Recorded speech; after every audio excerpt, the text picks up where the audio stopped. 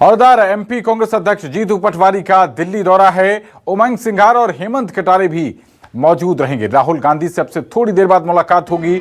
MP के राजनीतिक हालातों को लेकर यहां पर चर्चा की जाएगी। सिंघार का बड़ा बयान, लोकसभा 2024 के लिए हम तैयार हैं और ईवीएम को लेकर हमें सोचना और सजग रहना होगा, ये कहना है उमंग सिंघार का। 230 में से 196 सीटों पर बैलेट में हम आगे रहे। ओबीसी और जातीय जनगणना के मुद्दे का 2024 में लाभ मिलेगा। कांग्रेस में जनरेशनल चेंज वक्त की मांग है, ये कहना है सिंघार का। लोकसभा 2024 के लिए हम तैयार हैं। तो दिल्ली के दौरे पर मध्य प्रदेश कांग्रेस के तमाम बड़े नेता, एमपी कांग्रेस अध्यक्ष जीतू पटवारी दिल्ली दौरे पर और उनके साथ तमाम बड़े कांग्रेस के जो नेता हैं उमंग सिंघार और हेमंत कटारे भी मौजूद रहेंगे। अब से थोड़ी देर में राहुल गांधी के साथ मुलाकात होगी। तो जनरेशनल चेंज वक्त की मांग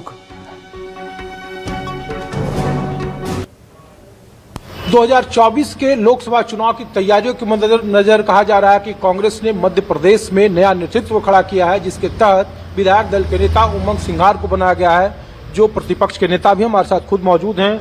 सर, विधानसभा चुनाव के बाद अब कहा जा रहा है कि लोकसभा 2024 में क्या मोदी की गारंटी को या फिर बीजेपी को चुनौती दी जा सकती है, इन्हें दी जा सकती है? अगर दी जा सकती है तो उमंग सिंघार बतौर सदन और सड़क पर किस रणनीति से काम करेंगे? देखिए, सबसे पहले तो जो जवाबदारी दी है शीर्ष नेतृत्व में, उसको धन्यवाद देना चाहता हूँ। साथ में ये भी कहना चाहूँगा कि चुनौतियाँ स्वीकार करना अब कांग्रेस के हर कार्यकर्ता मध्य प्रदेश में तैयार है। तो इतने सालों से हम चुनौतियाँ स्वीकार ही कर रहे हैं और जिस प्रकार से भाजपा ने झूठा आडंबर करके चुनाव जीता, धन बल छल बल सब तरीके से, कई उसमें एलिमेंट्स है। हम उस सब पे प्रयास करेंगे। संगठन को मजबूत करना, जीतू पटवारी जी हमारे साथ अध्यक्ष बने हैं तो हम साथ ही है।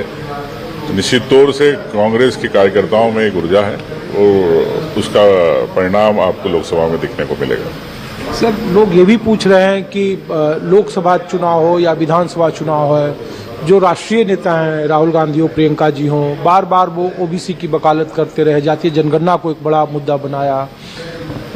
जब बीजेपी ने सवाल पूछा कि आप सिर्फ ओबीसी और जातीय जनगणना को करते हैं, लेकिन जब चुनने की बारी आती है तो आप फिर उस समीकरण को दरकिनार कर देते हैं, तो सवाल यह है कि अब जब जिस तरीके से प्रयोग हुए, चाहे छत्तीसगढ़ हो, मध्य प्रदेश हो या फिर अन्य राज्यों में हो, क्या लग रहा है कि जो जातीय जनगणना हो या फिर जो ओबीसी का मुद्दा हो राजनीतिक तौर पर, जिसके मुकाबले आप धारा 370 हो, फिर राम भूमि का जो उद्घाटन है जनवरी में, क्योंकि ये सब लोकसभा चुनाव के ठीक पहले हो रहा है, 370 को जिस तरीके से जम्मू कश्मीर में संशोधित अधिनियम किया गया, पीओ के एक बड़ा मुद्दा है, तो चूंकि 29 लोकसभा की सीटें हैं आपके लिए, और जब ये सब मुद्दों के साथ अब 3 महीने के बाद चुनाव में जाएंगे, तो इसके लिए कोई काट या कोई उस तरीके की रणनीति जिससे लग रहा है कि वोटरों को आप अपनी तरफ कर सकें? देखिए, आप कांग्रेस के राहुल जी की बात कर रहे हैं, तो भाजपा ने क्या करा? अभी अगर ओबीसी मुख्यमंत्री बनाया है तो ओबीसी कार्ड ही खेला। तो आप समझ सकते हैं कि मैं तो ये कहना चाहता हूँ, जातिगत आंकड़ों के बारे में यही कहना चाहूँगा, जिस जाति का जितना हिस्सा है उनको सबको आपस में उतना अधिकार मिलना चाहिए। चूँकि हर समाज जागरूक हो गया तो इसमें कोई विवाद की स्थिति नहीं है। सबको मिलके, सभी समाज को मिलके इस पर चर्चा करना चाहिए, ये कहना जरूर चाहूँगा।